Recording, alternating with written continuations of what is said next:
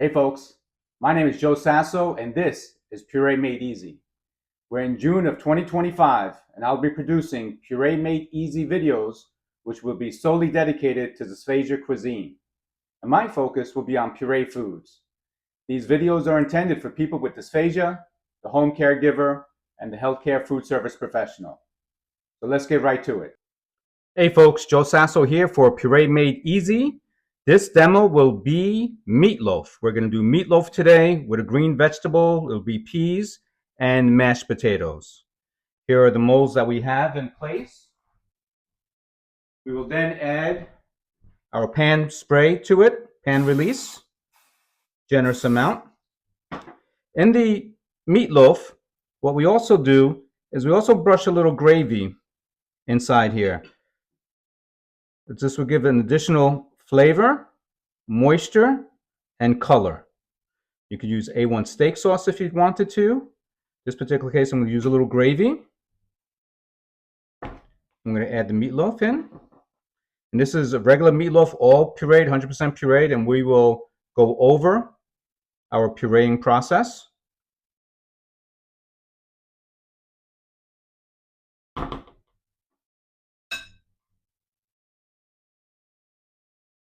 And you just form it in.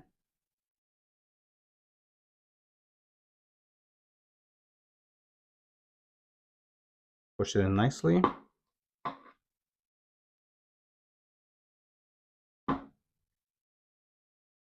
You want to take it all around the edges and have all cleaned up so it comes out nice.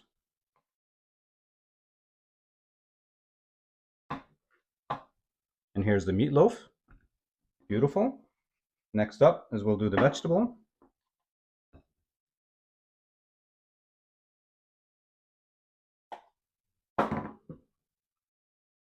Now typically it's always best to work with your purees when you're pureeing them in a warm state. So if you're cooking a piece of chicken breast, you want to puree it immediately while it's warm. And when you add your thickening agents to it, it will come out the best that way. Using cold product will not result the same. Here we go. We have a nice vegetable here. And then lastly, we have our potatoes. A very simple process. Spray release your product. I'm using spoons here, but you can measure the amount of ounces that you want for each of your items.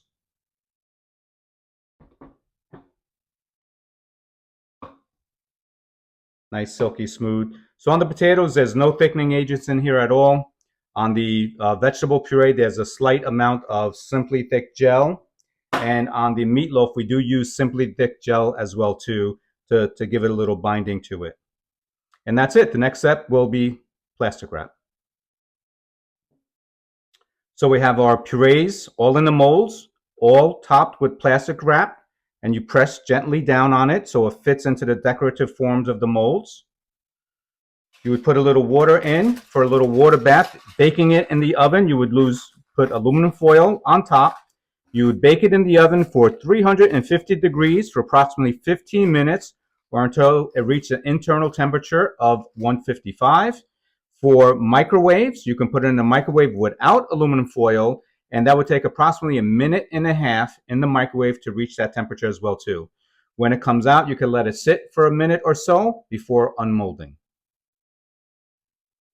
Okay, our puree has come out of the oven and is ready to be served.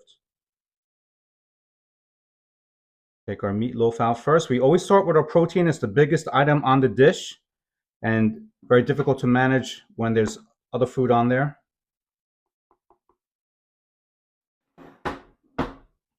Push it down and then we release. Okay, the gravy has given it a lot more moisture as well there too. Gives it a little color at the edge as well. Next up will be our vegetable. Put it on the larger part here. I'm going to go down like this. Push that down. And we gently release. And the same thing for our mashed potato. Unwrap it. See, there's no crust, right? Beautiful, soft puree. And we will push that down as well too. Like I slapped it down a little bit, but it's okay because you want to kind of get it out of the mold. Okay? And here, I mean, we can clean it up if we want. This is a larger plate to work with, but as you can see, I can play around with this a little bit here and get it to where I want it to go, but this is fine the way it is. We'll clean up any additional areas so it's nice and clean. And now we will sauce.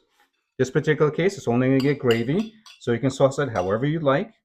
A little bit off to the side here. We have some that goes in the little indentation of the Savarin mold. And you could always serve some extra gravy on the side. We have a little oil here for the green vegetable. And here you have a beautiful, well-presented plate, meatloaf, vegetable, and potato. Here with this meatloaf mold, you can do turkey meatloaf, chicken meatloaf.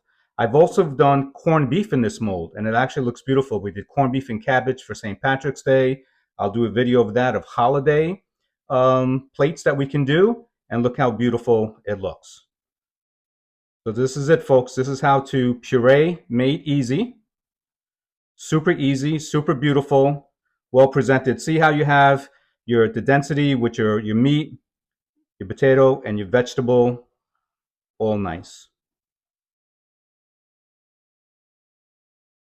Well, that wraps it up for today, folks.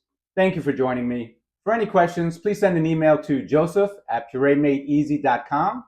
I'm Joe Sasso for Puree Made Easy, and I'll see you next time.